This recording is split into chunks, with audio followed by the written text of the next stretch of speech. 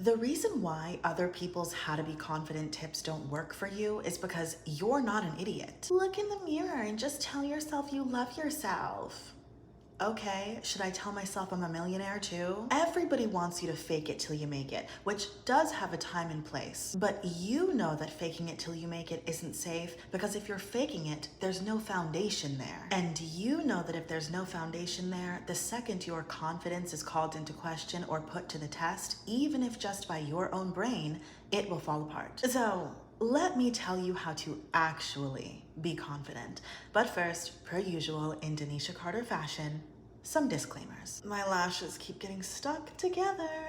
Disclaimer 1, different things work for different people. We all have different lives, different personalities, different insecurities, and different resources at our disposal. So if something in this video doesn't work for you, don't use it. If you have any confidence tips that you don't hear in this video that you think may benefit somebody else, add them in the comments below. Disclaimer 2.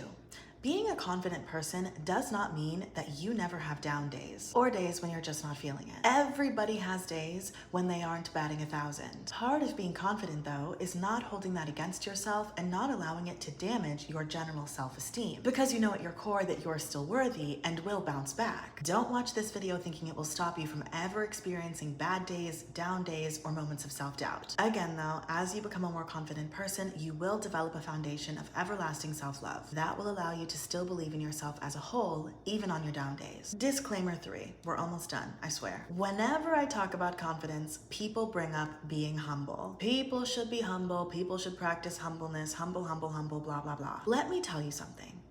Life humbles the arrogant very quickly. Even people you think have never been humbled have been humbled by life. And I don't mean in a cosmic, karmic, spooky ooky kind of way. I mean that there is always someone bigger. There is always someone richer. There is always someone smarter. There is always someone faster, better, etc., etc., etc.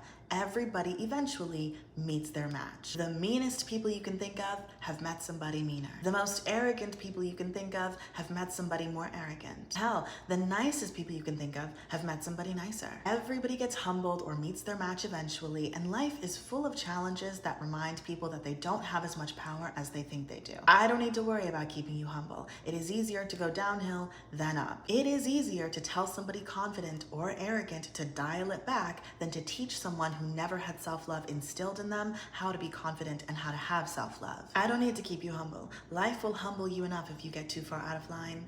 I promise. Now let's begin. The main way to develop confidence is, are you ready? Giving yourself something to be confident in. That's it.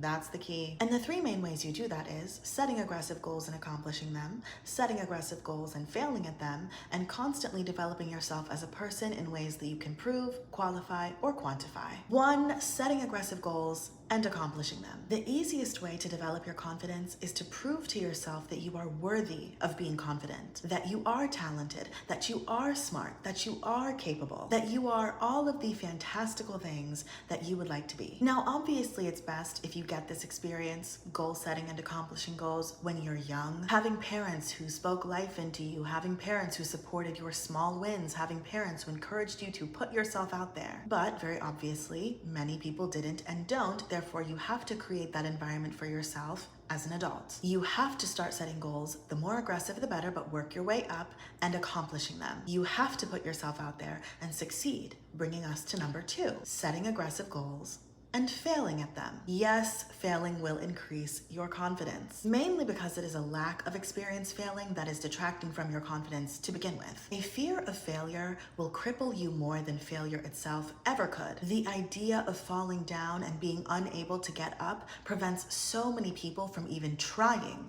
to walk, and we need to make sure that that doesn't happen to you. Failure, being bad at something, those are steps that you cannot skip in life. They are steps you cannot skip if you are trying to accomplish anything in life. And they are good for you developmentally. You need to fall down. You need to take a few punches. That is how you discover that you're not made of glass. That is how you discover how much you can handle, how much you can take, and still get back up. That is how you discover that you can get back up. That is how you'll discover what you're made of of and how you'll build yourself into something even greater. Fall a few times, take a few losses, of course, turn them into lessons and opportunities, blah, blah, blah. But most importantly, you will no longer find yourself afraid to fall, no longer afraid to lose. You will have seen yourself build yourself back up. And where does that leave us?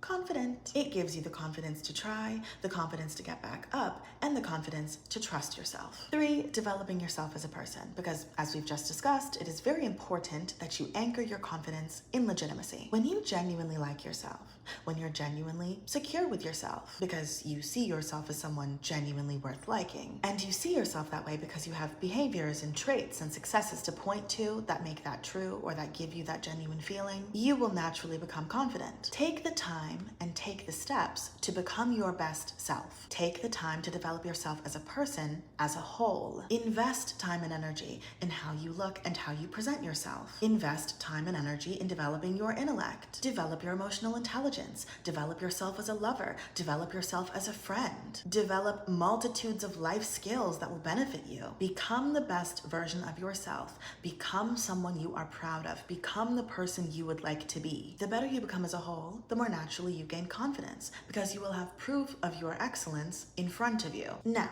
secondly, you need to become very aware and very strict about how you speak to yourself out loud and in your head. Do not speak negatively about yourself anymore, and don't even try to use the guise of self-awareness as a hall pass for self-inflicted verbal abuse. How you speak about yourself is incredibly important. You should be complimenting the way you look. You should be complimenting your intellect. You should be telling yourself that you deserve to accomplish things and can. When you find yourself doubting your skills, doubting your ambition, doubting your ability to achieve a goal, you need to speak into existence that yes, you can. And I know, in the beginning of speaking highly about yourself, it will feel forced. It will feel fake. It will feel tacky.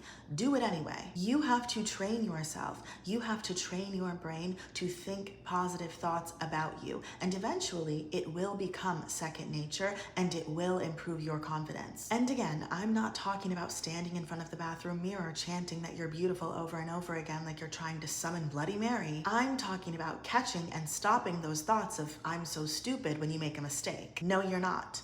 Don't say it again. Thirdly, you need to surround yourself with people who make you feel good, people who speak life into you, people who believe in you, and people who are positive about you. Personal merit cannot and should not be derived from external sources, but your environment does influence how you think and how you feel. Pay attention to your company. Do they make you feel like you can accomplish anything you set your mind to, or do they diminish your talents and your abilities? Do they cheer for you when you accomplish your goals? Do they speak kindly to and about you? Pay close attention to how you feel about yourself and how you feel in general when you're around your friends. Pay close attention to how you feel after you've interacted with the people in your life. You want to be surrounded by people who boost your confidence. You want to be surrounded by people who boost your confidence, who improve your sense of self, who believe in you. That doesn't mean they never disagree with you. That doesn't mean there's never any criticism. It means that you know and feel that they think highly of you, that they respect you,